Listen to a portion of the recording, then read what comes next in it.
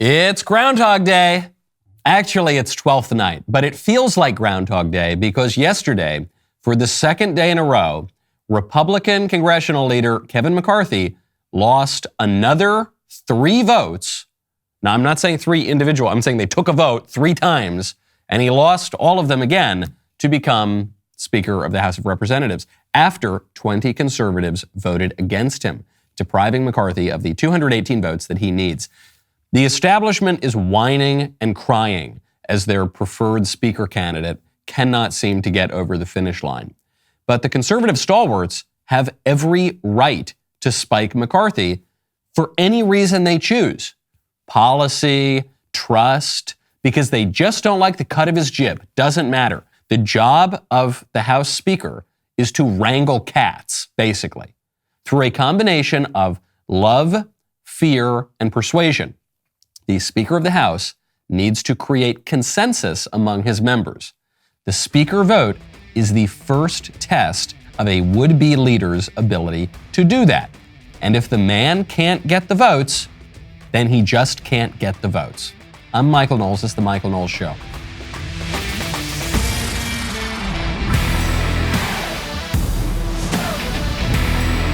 Welcome back to the show. My favorite comment yesterday is from Noah Lynn, who says, somebody should have just told Antigone that her brother wasn't getting desecrated by being left in the field to rot.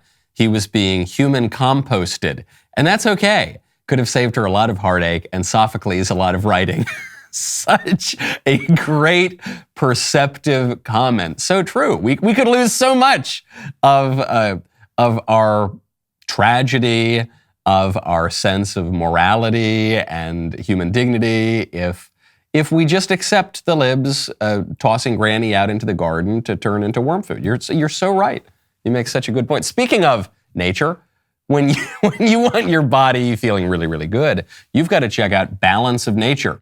Right now, go to balanceofnature.com, use promo code Knowles. It can be difficult to live a healthy life. That is why I love Balance of Nature. Balance of Nature fruits and veggies are the best way to make sure you are getting essential nutritional ingredients every single day. Their products are 100% whole food. This is a really important aspect. Balance of Nature uses a cold vacuum process that preserves the natural phytonutrients in whole fruits and vegetables and encapsulates them for easy consumption.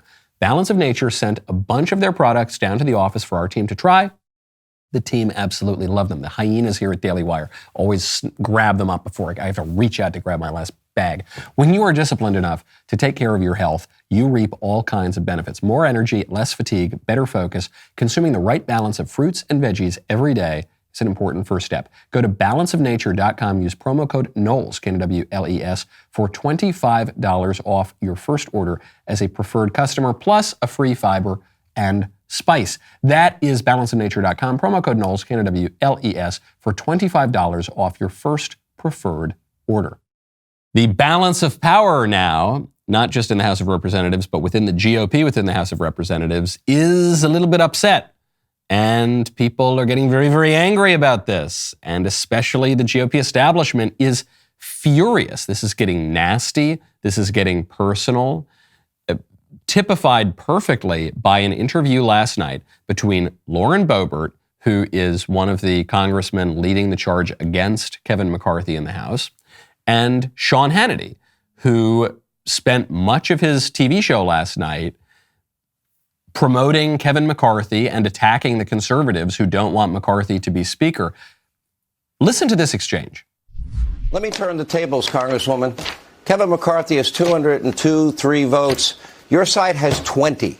So if I'm going to use your words and your methodology and your math, isn't it time for you to pack it in and your side to pack it in, considering he has over 200 and you have 20? Sean, I understand the frustration. I promise you, but I'm not frustrated. He does you didn't not answer have the my votes, question. and we are hearing from many people who are still voting with Kevin McCarthy, who are very supportive of what we're doing, and they're cheering us on. So there are more for us than are against us, and they are waiting for Kevin to cave. Okay. The American people are certainly frustrated by. I'm frustrated by you not answering a direct question. You said to President Trump, you said earlier today that President Trump needs to tell Kevin McCarthy, you don't have the votes. We need to come up with a consensus candidate to elect a Speaker of the House. You don't have the votes, and it's time to withdraw. He has 203. Your side has 20. Why is it time for him to withdraw and not you when he has so many more votes? Well, Sean, he needs 218, and he does not have 218. We've been trying to work this out. Lauren's right. Oh, my goodness gracious. I don't know Sean Hannity personally, so I've got nothing against him personally, and I am friends with Lauren. But Sean is just completely missing the point here. He's saying, well, Kevin McCarthy's got 200, you've only got 20, so why don't you drop out? Because Lauren Boebert isn't running for Speaker of the House.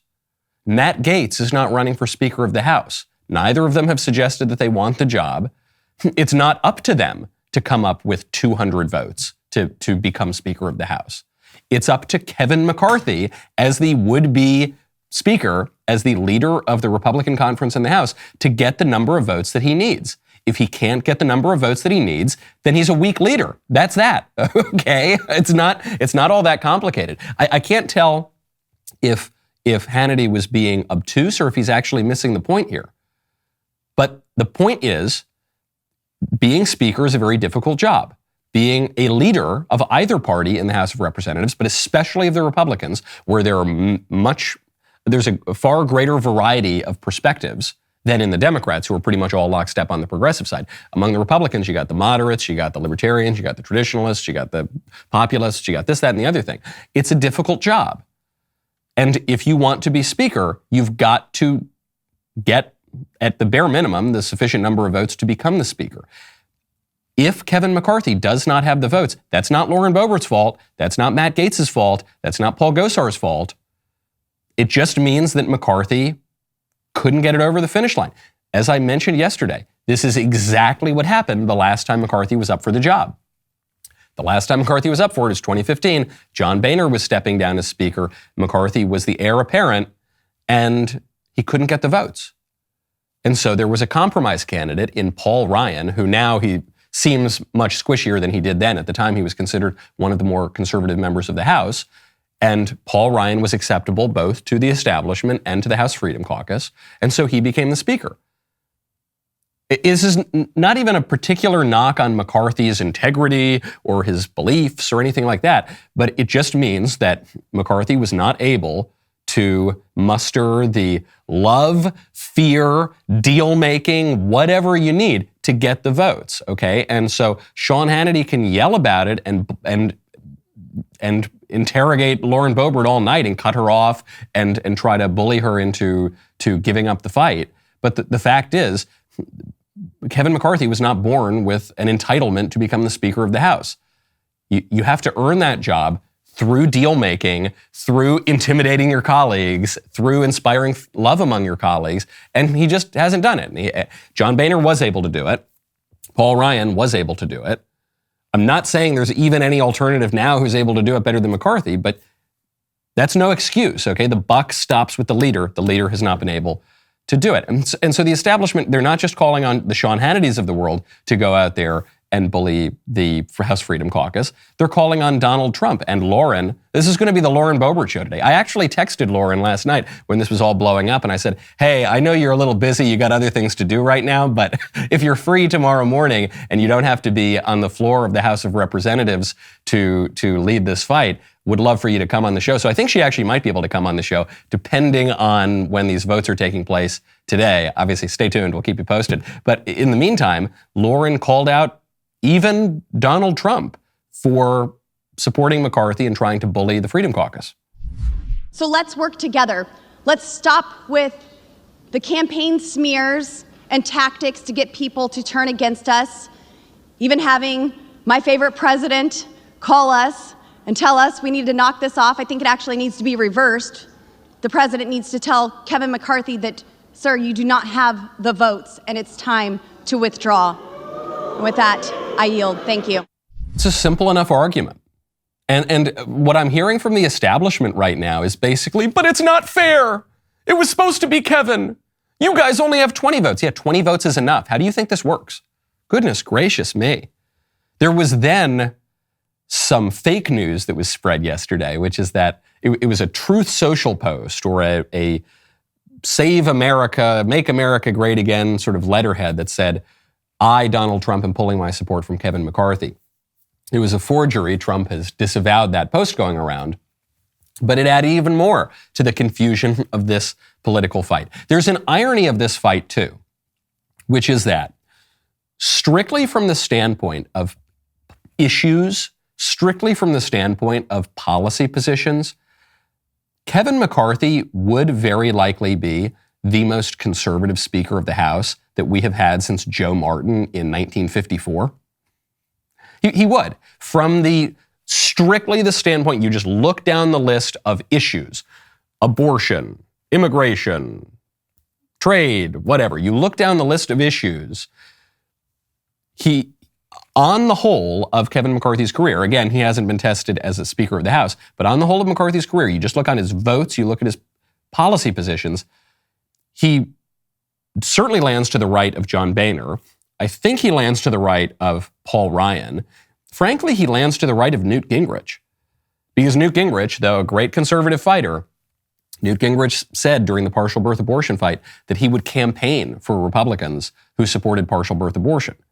He tried to lobby against an RNC provision that would defund Republican candidates who were in favor of partial birth abortion. He sat down with Nancy Pelosi and promoted a bunch of climate change stuff. So again, none of this is a knock on Newt Gingrich. I really like Newt Gingrich. I'm just saying, strictly from the standpoint of issues, Kevin McCarthy is, I think, to the right of any of them in recent history. There just haven't been that many Republican speakers of the House in the last half century or more. But leadership races are not just about issues. Frankly, I'm not sure they're even primarily about issues. When you elect your congressman, you are electing him on issues because his job is to cast a vote on policy. When the members of Congress vote for a speaker, it's about a lot more than that. It's about coalitions. It's about trust. Do you trust this person? Do you think this person will keep his promises? Has he sided with you before? It's kind of like high school. What clique is he a part of? What lunch table does he sit at? Who is he giving money to in the campaign years? Who is he defunding in the campaign years? Is he loyal? When the going gets tough, can he be counted on to stand firm? And the simple fact is there are 20 members of the House of Representatives who are on the more conservative side of the GOP, who are members of the Freedom Caucus, who just don't think that Kevin McCarthy is the man for the job. And you might say, well, those members, they're terrible, they're wrong, they're imprudent, they're crazy, they're showboating, they're whatever. I don't want to hear the excuses. What you need in a leader is leadership. Okay, that is the primary quality that you need in a leader. So if McCarthy can grab the votes, good on him. I guess he passed his first test. If he can't, then he probably was not going to be a very good or effective speaker in the first place. When you want to better yourself, not just in a political sense, but in an eternal sense, you've got to check out Father Mike Schmitz's Bible in a Year podcast. Right now, go to ascensionpress.com/Knowles. If you're someone who has always wanted to read and understand the Bible, but you're not sure where to start, then check out the Bible in a Year podcast from Ascension. The Bible in a Year podcast is currently the most popular religion podcast in the United States. Millions of people have listened to it, and twice it has hit the #1 spot on Apple Podcasts. It is the only podcast that I reliably listen to. I've taken it a little bit slower, so you can take it at your own pace too. Might end up being the Bible in 2 years. But in the Bible in a Year, Father Mike Schmitz reads the entire Bible in 365 daily episodes, provides helpful commentary, reflection, and prayer along the way. What better way to start the new year? You can find the Bible in a Year podcast with Father Mike Schmitz for free in your favorite podcast app or on YouTube. Plus, you can follow along with a special reading plan to help you better understand the story. Unlike any other Bible podcast, Bible in a Year follows this special plan that organizes the books of the Bible in a way that helps listeners understand the story. Get it at ascensionpress.com/Knowles. If you want to start reading and, more importantly, understanding the Bible this year, you go to ascensionpress.com/Knowles. Download the Bible reading plan for free. ascensionpress.com/Knowles to download that plan for free. One of my favorite exchanges that took place at the Capitol yesterday was from Republican Congressman Cammack, who got up and she said, listen, fellas, the Democrats, they want to see us fighting with each other. That's why they're over there indulging in all sorts of vices and enjoying themselves. They want us divided. They want us to fight each other. That much has been made clear by the popcorn and blankets and alcohol that is coming over there.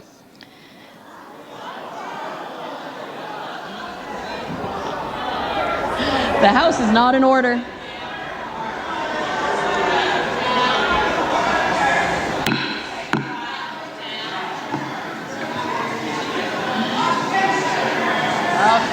The House is not in order.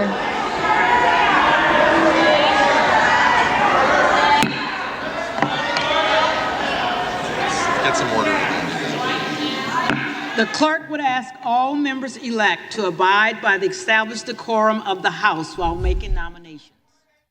It goes on, and Kat Cammack's there just laughing, just laughing away. You know, these Democrats over there sitting with their booze and their popcorn and I loved this clip, and I love the Democrats getting all angry about it and clutching their pearls, because it made me think that Republicans, we don't want to be like that. We don't want to be like the Democrats clutching their pearls, all angry, red in the face all the time. I think Kat Cammack's attitude is far better. It's okay, guys. It's all right. This is democracy in action. You can laugh a little bit. The world is not going to end if Kevin McCarthy doesn't become the Speaker of the House within the next 15 minutes, okay? It'll be just fine. You like democracy? This is what democracy is. You like legislative bodies in Washington, D.C.? Probably you don't like those things, because the legislative bodies in Washington, D.C. are also known as the swamp. They don't have the best reputation in the world. But I think I saw some poll that Congress was less popular than syphilis for different periods of American history. But nevertheless, this is what we've got. This is the system of government. This is how it works. They're all big boys. Kevin McCarthy's got plenty of thick skin. It's okay. Let it play out. This is democracy in action. If you can't get a kick out of this sort of thing, get another job if you work in politics. And if you can't get a kick out of this kind of thing, get another system of government, because this is what democracy is. Speaking of the House Democrats now, while Republicans are fighting over who the leader should be, the House Democrats, they've got him now. You know the him I'm talking about. Trump, they finally got him. That roadrunner Donald Trump, he has evaded Wile E. Coyote Democrats for about 7-8 years now. But they finally went to Acme. They bought the biggest anvil they can find. They've got him now. They're releasing his tax returns. Didn't they already do that? Didn't we already get Trump's tax returns? Didn't my doppelganger over at MSNBC, Rachel Maddow, already read them on air and find out there was really nothing particularly interesting or lurid in them? I guess, but now the House Democrats, they've got more of his tax returns. Yeah, that'll show him. And what did they find? Pretty much nothing. They got about 6,000 pages of information on how Trump handles his taxes. And they found out, this is going to shock you, Donald Trump takes tax deductions to reduce the amount that he has to pay the government every year. And he tries to minimize in his accounting the profit that his company makes to reduce his tax burden. And that's it. He just does what every businessman has done ever. No evidence of any crimes, of course. Is nothing. They've got nothing, as they've always had nothing from the beginning. And they're going to try again. And I'm sure they're going to drag this issue out for another 10 years. Donald Trump is going to have been in the grave for half a century. They're still going to be trying to get him and prove collusion and tax crimes and all the rest of it. The reason that this matters, though, is it's a real stain on the Congress, and it's a real stain on the Ways and Means Committee. And the Democrats are as stained as they can possibly be. But it is a real stain on them, because there was no legal reason to release Donald Trump's taxes. It doesn't matter. It doesn't have much of a political consequence to him. But citizens have an expectation when we file our taxes that the government is not just going to release them whenever we become political targets. And that's what the government has done here. If there were some pressing national security, public interest reason to release Donald Trump's tax returns, then maybe there's an argument to do it. But there wasn't here. It was just a completely arbitrary exercise in power. And it means for every citizen of the United States, certainly for every conservative, certainly for every prominent conservative, but really for every other citizen who might imagine that at some point the other party is going to get into power, you now think when you're filing your taxes, oh, this could just be totally public information. Because the trust, whatever trust we once had with the federal government, that is evaporating by the very day. Speaking of corrupt Democrats, Katie Hobbs has been sworn in as the governor of Arizona. Kari Lake, as far as I know, has still not conceded that Arizona governor's race, with good reason. There was a lot of crooked stuff that appeared to go on in Arizona in the 2022 elections. Election machines magically not working, vote counts taking a very long time to come in, precincts reporting hundreds more votes by the end of the day than voters who were checked in to vote at that precinct. A lot of dodginess. The person who was in charge of the elections this past cycle, coincidentally, was Katie Hobbs, then the Arizona Secretary of State, now sworn in as governor of Arizona. As Katie Hobbs was sworn in, she was asked to defend the Constitution. I kid you not, she started laughing when she was asked to do that. I, Kathleen Marie Hobbs. I, Kathleen Marie Hobbs. Do solemnly swear. That I will support the Constitution. Stop it, Mom. That I will support the Constitution of the United States. And the Constitution and laws. Of the State of Arizona. I solemnly swear that I will uphold the Constitution. Oh, stop it. Ha ha ha, tee hee hee. Not a good look, lady. I don't know exactly why she was laughing. I hope that there was some explanation as to why she was laughing at the prospect of her upholding the Constitution. But it's definitely not a good look. And the reason that I'm a little reluctant to just write it off and say, oh, well, it's probably just a coincidence, is because the whole swearing in was not a great look. Katie Hobbs did not allow the press to cover her swearing in. She allowed, I think, one photographer from the Associated Press into the room at the state capitol while she told the rest of the press to just watch it on a screen somewhere, which is in keeping with Katie Hobbs' campaign, or lack thereof. Katie Hobbs barely campaigned for the race, which I think lends a lot of credibility to the suggestion that the fix was in, that this was a somewhat questionable election process, especially when you add on to it the fact that Katie Hobbs was the official in charge of running the elections, when you add on to it the fact that the election officials in Maricopa County, where all the shenanigans occurred, even the ones who were nominally Republicans, were openly campaigning against candidates like Kari Lake. The whole thing just seems really dodgy and sketchy. The whole thing does not seem particularly democratic. Are we allowed to suggest that? I don't want to. I know that we're one day away from the most sacred feast of the liberal liturgical year,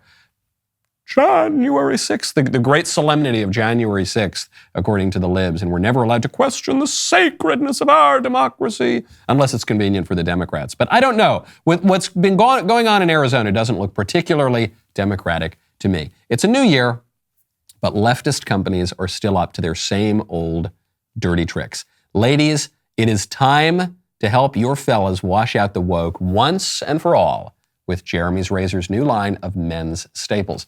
He will love the tea tree and argan oil-infused shampoo and conditioner, exfoliating charcoal body wash, or if he's a soap traditionalist who prefers something to hold on to, the oatmeal and citrus soap scrub. Wow, that sounds good. They smell great. They're all made right here in the USA by a men's grooming company that does not hate men. I use Jeremy's Razor's shower products every single day. Okay, this coif that you all love so much, brought to you by Jeremy's Razors. When you visit the store, do it through my URL so that I get the referral bragging rights. And because I think I am most benefiting from it. The company was started because Harry's Razors was boycotting me because I said men aren't women.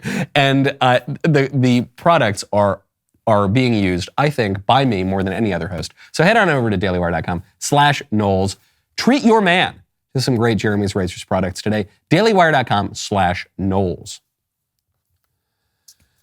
Speaking of abuses of power, my colleague, Jordan Peterson, is being investigated by the Ontario College of Psychologists. And he's being investigated by them. He's being threatened by them.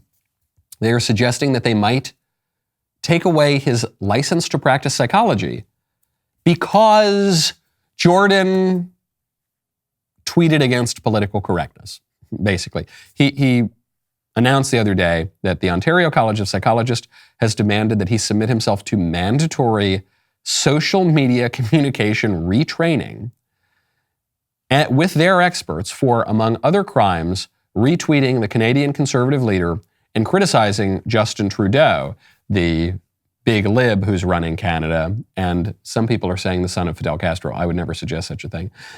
Because he did that, because Jordan has tweeted in support of the Conservatives against the Liberals, they want him to be re-educated. They want to send him to a re-education camp, or, he says, he will face an in-person tribunal and suspension of his right to operate as a licensed clinical psychologist.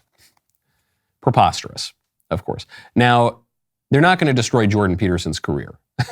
Jordan Peterson will be just fine. He's not going to starve if they take away his license to practice psychology.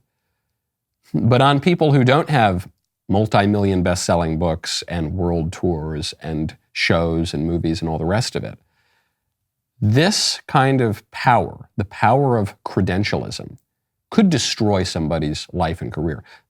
Some of you, maybe many of you listening to this show today, have very possibly faced this kind of question, especially during COVID. Even outside of COVID, though, if you don't say the right thing, if you don't do the right thing, then you're going to be blackballed from your job. Then the licensing or credentialing organization, they're not going to give you your license. Then the university is not going to give you what has become the basic credential of operating in our liberal culture. You need to have the 4-year college degree. What do you need to have learned? Nothing. What skills you need to have acquired? Absolutely none. But you need to have that credential or you're not allowed to be admitted to the very special club to work in all the fancy jobs in our culture.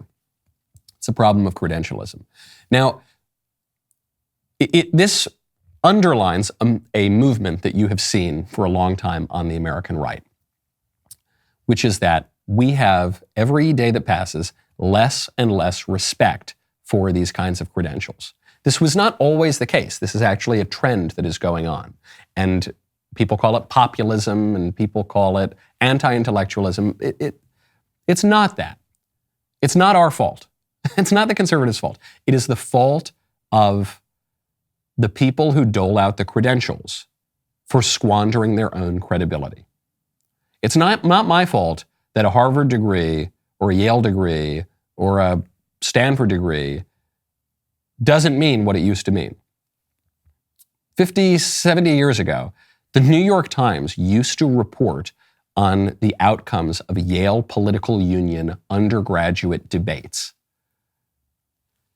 Today, at the Yale Political Union and similar sorts of debating societies, students will whine and cry and throw a hissy fit if Kristen Waggoner, a pro-life, pro-religious freedom lawyer, shows up and explains the law. In fact, actually, I want to be fair, it wasn't the Yale Political Union where that incident occurred. It was at the Yale Law School. This was graduate students. This was the professional students who were supposed to be lawyers, whining, crying, basically throwing a riot because someone has a different opinion.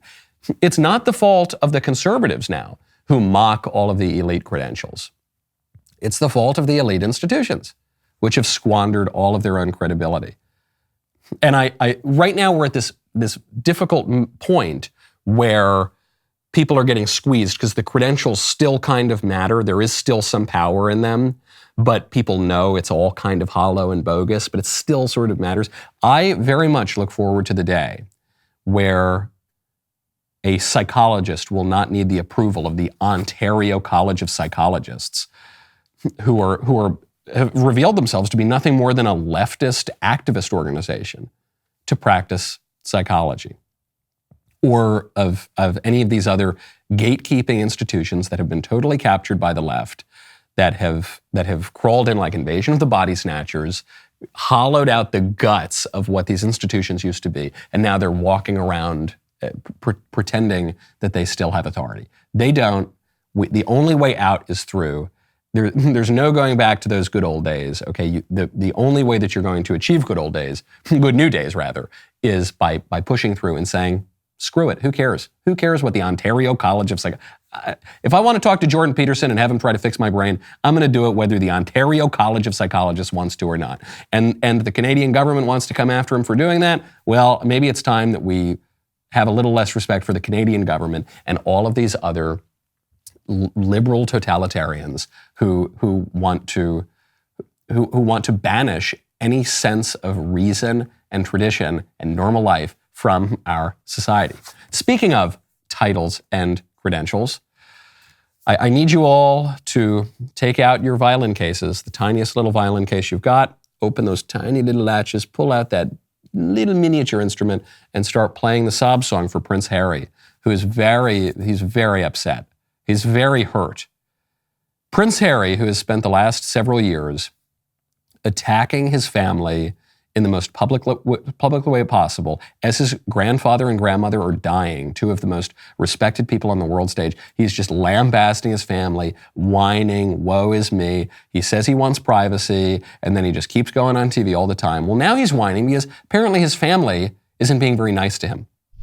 It never needed to be this way. The leaking and the planting. I want a family, not an institution. They feel as though it's better to keep us somehow as the villains. They've shown absolutely no willingness to reconcile. I would like to get my father back. I would like to have my brother back. This is so tawdry. This is just so... It shows you how dishonest and disingenuous the whole Meghan Harry phenomenon has been. Because what they say is, we don't want to be in the spotlight anymore. We hate the press. The press has been so unfair. We had to leave England because of how we're in the press all the time. And so what are we going to do? The very first thing we do in our private lives, we launch a TV show. We give an interview to Oprah. We give an interview to The Guardian. We write books. We sell those books on TV.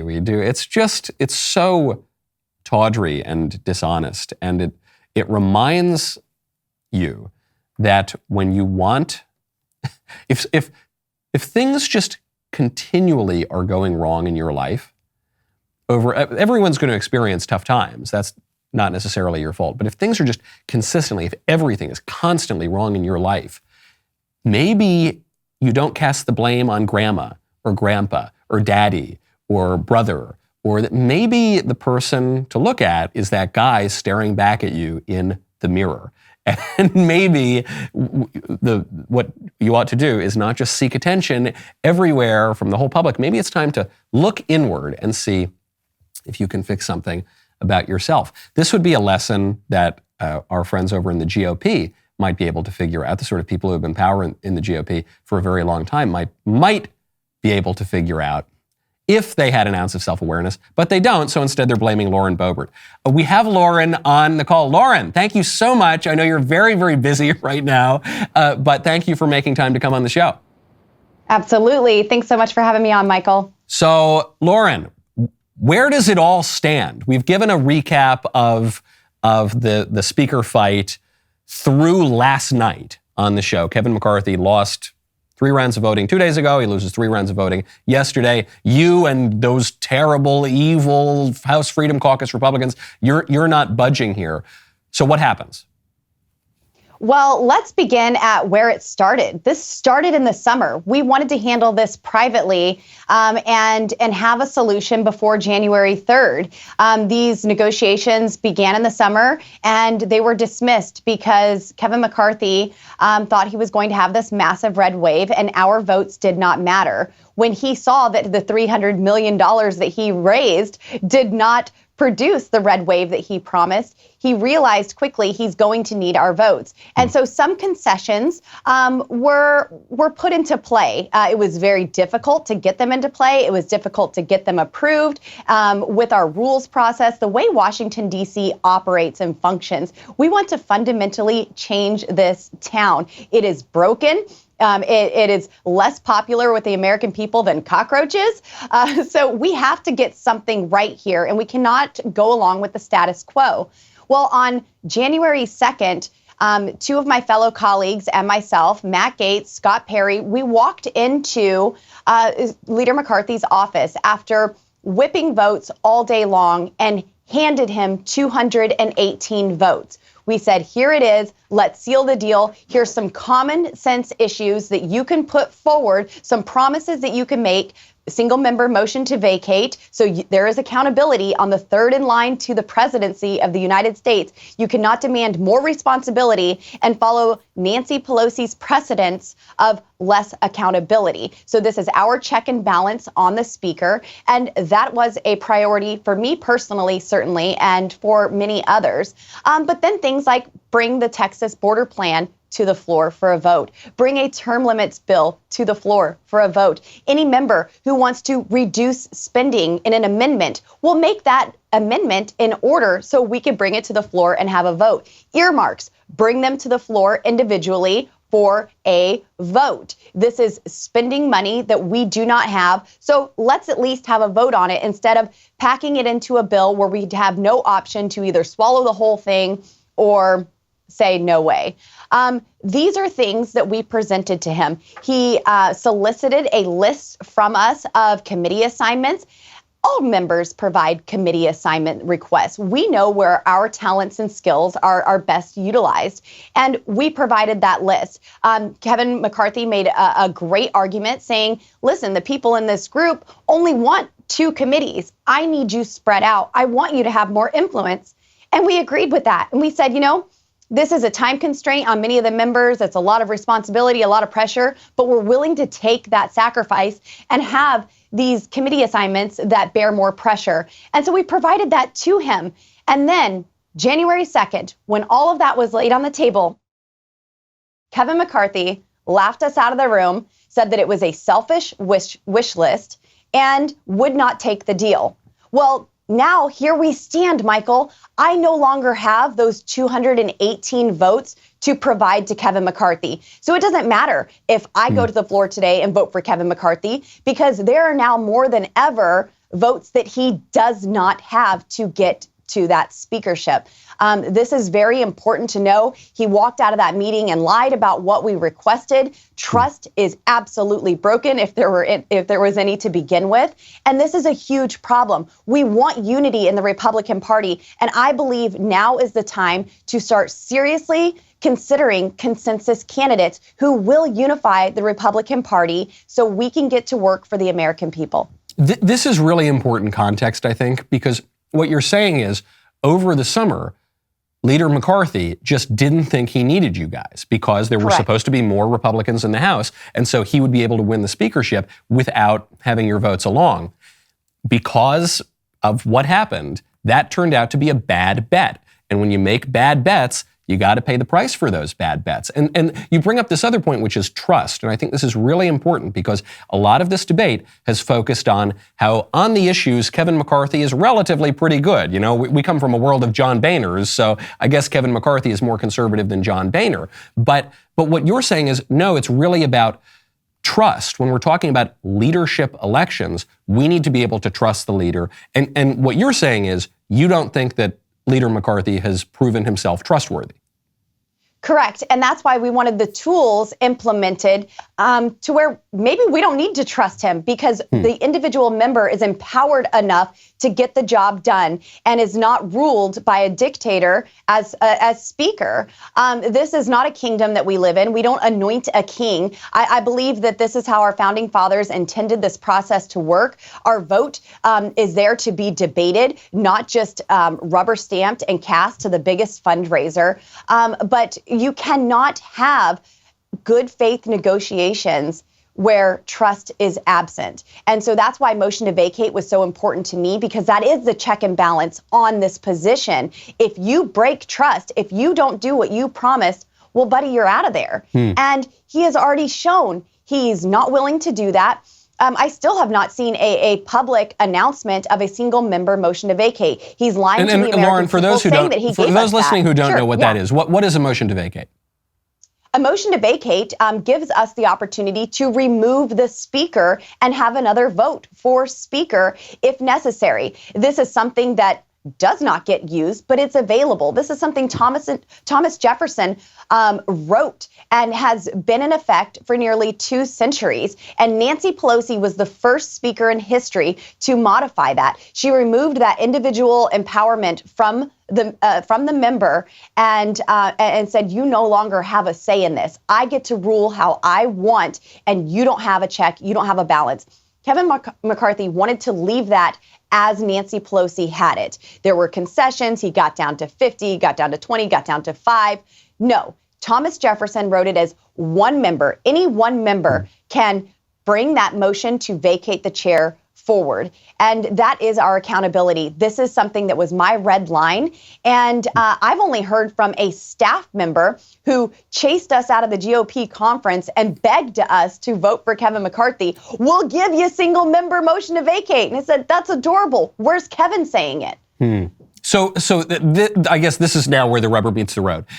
And I know you're short on time. So what happens after all of this context? I mean, I think you've explained your position very, very well. I think that it is pretty clear that Leader McCarthy, he thought he had the votes and he didn't have the votes. And this same thing happened in 2015. Let's not forget, Kevin McCarthy was the heir apparent after John Boehner. He didn't have the votes, and that's how Paul Ryan emerged as the compromise candidate. So what happens? What could Kevin McCarthy come out and say right now that would win over your votes and maybe the votes of your colleagues in the Freedom Caucus?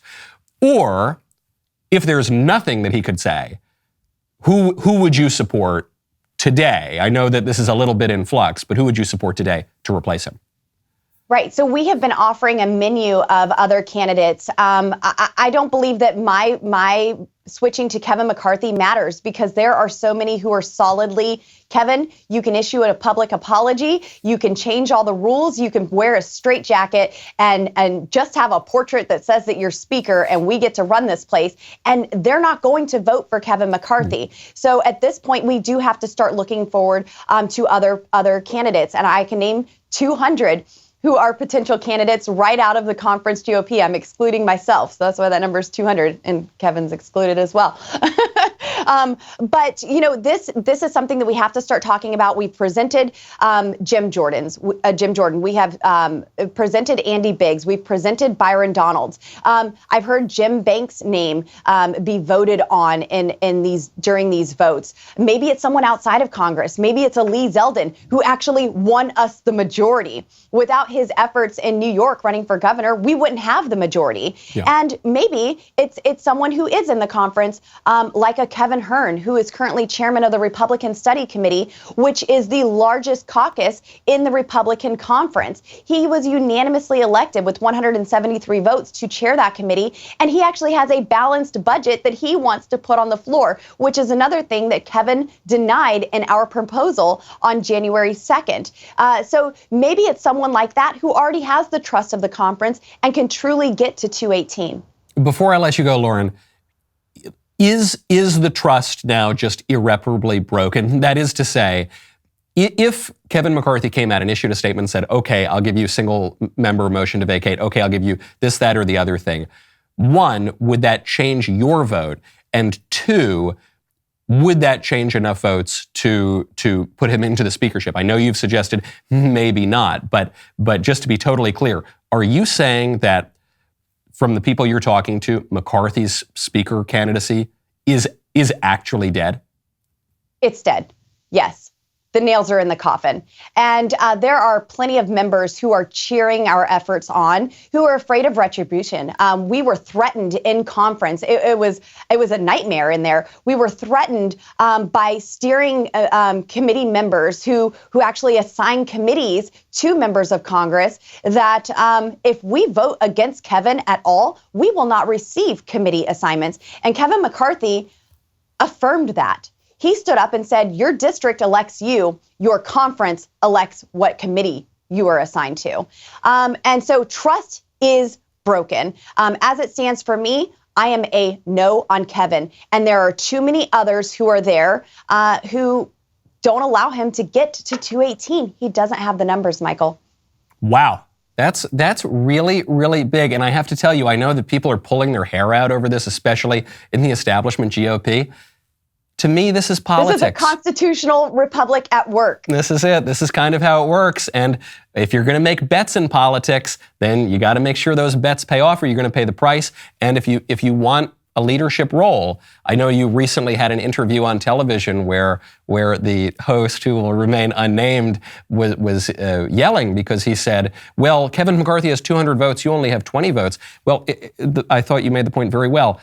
The first test of a congressional leader, someone who is in leadership, someone who's the Speaker of the House, is can you get the votes that it takes to put you into the office? Because the whole job is getting the votes and creating consensus. Lauren, thank you so much for taking the time today. I will be waiting with popcorn, maybe with some booze, as Kat Cammack suggested people do, to see how this fight plays out. Thank you for coming on.